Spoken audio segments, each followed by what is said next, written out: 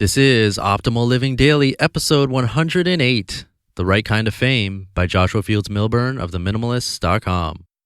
Get ready to maximize your potential with Optimal Living Daily, the podcast that brings you the best in personal development and productivity every day of the week. Your optimal life awaits. Now here's your host, Justin Malik.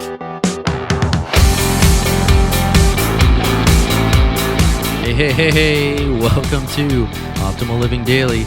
I'm Justin Malik, bringing you the best blog content I can find and simply reading it to you. Like in elementary school when we had to read out loud and say popcorn for some reason and call on someone else. Or was that just my school? I don't know. Anyway, it's a Minimalist Monday and I'm back with a post from The Minimalists, who actually read their post to you in episodes 101 and 102 for the special 100th episode celebration week. So if you want to hear Joshua and Ryan reading their own content, check out those episodes and check out their film coming out in May. It's going to be awesome. You can visit minimalismfilm.com for more info. And speaking of them, you can be in a pretty small raffle and have a great chance to win their book, Minimalism, Live a Meaningful Life, if you join my weekly email list. It's free, of course, just like this podcast. And not only that, but you get some gifts from me on top of that. So to join, you can visit oldpodcast.com. Or you can text the word optimal to the number 44222. Again, that's the word optimal to the number 44222. And you'll be in the raffle, which is happening in just 4 days and on the first of every month.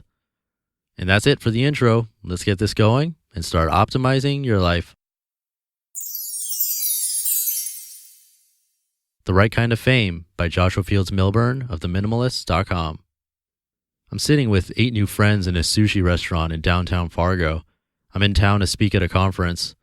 The restaurant's decor, drab walls, dim light, and wholesale furniture is not remarkable. The staff here is adequate, not exactly friendly, not exactly not. The food is exquisite though.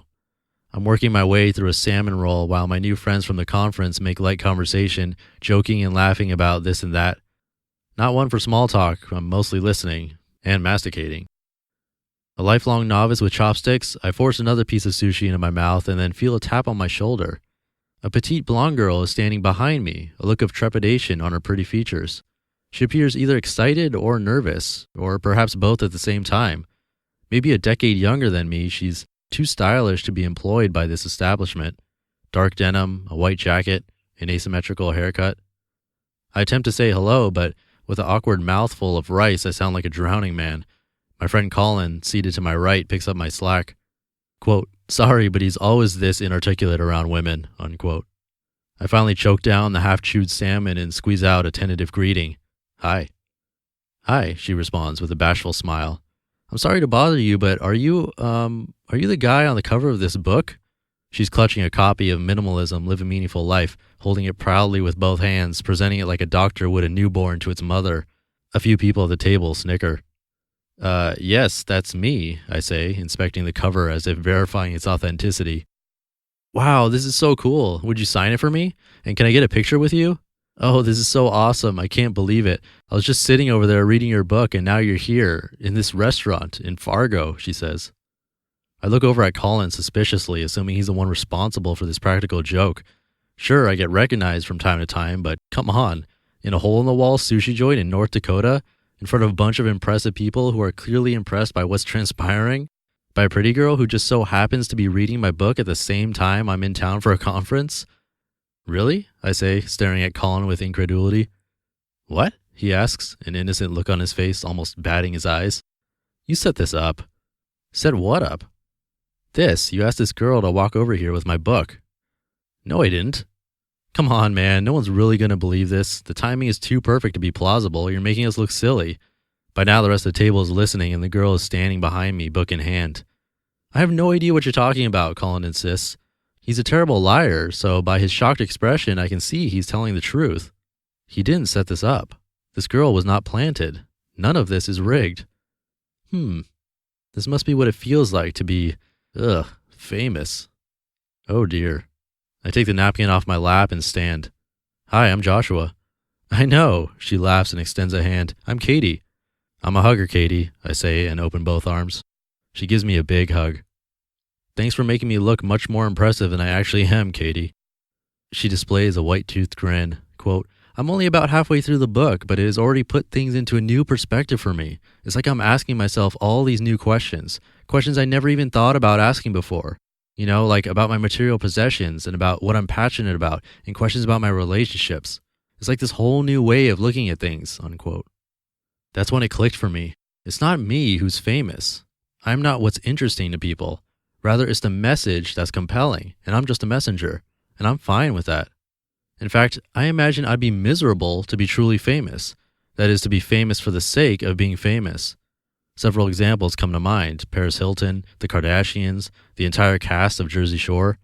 Those people are well known only because they are famous, not for what they stand for, not for adding value to people's lives. I'm not saying they're bad people, it's just that I wouldn't want to be in their situations. However, when I'm recognized in public, it's usually accompanied by, "Aren't you one of the minimalists?" Or, "Didn't you write that minimalism book?" Or, "Thank you for your blog."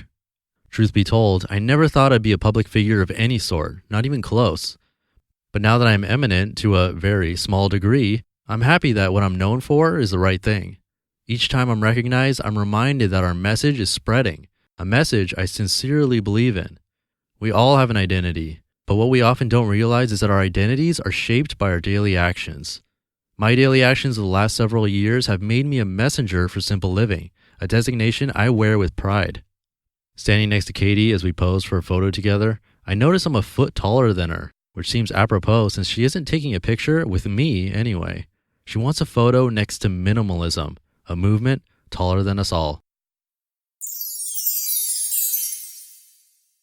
You just listened to the post titled "The Right Kind of Fame" by Joshua Fields Millburn of Minimalists.com.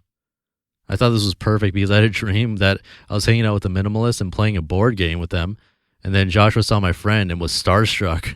It didn't really make any sense, as most dreams don't, but when I saw this post, it reminded me of that dream from last night, and I had to read it. And again, if you want to be entered to win their book, you just need to be on my free weekly email list. You can join by visiting my site, oldpodcast.com, or you can text the word optimal to the number 44222. And tomorrow, I'm going to read a really good post on meditation, which is one of my favorite things, but from a brand new author to this show. I'm really excited about that, so stay tuned, and I'll see you then, where your optimal life awaits. Hey, this is Dan from the Optimal Finance Daily podcast, which is a lot like this show, except more focused on personal finance. Justin handpicks the best posts he can find from blogs and authors like Ramit Sethi, Mr. Money Mustache, and more, and I read them to you 5 days a week. So if you enjoy this podcast, come on over and subscribe to Optimal Finance Daily too. And together, we'll optimize your financial life. You've been listening to Optimal Living Daily. Be sure to hit the subscribe button to stay up to date on each new episode and head to oldpodcast.com. That's OLDpodcast.com for a free gift as well as more actionable tips and resources to help you maximize your potential. Thanks for joining us, and remember, your optimal life awaits.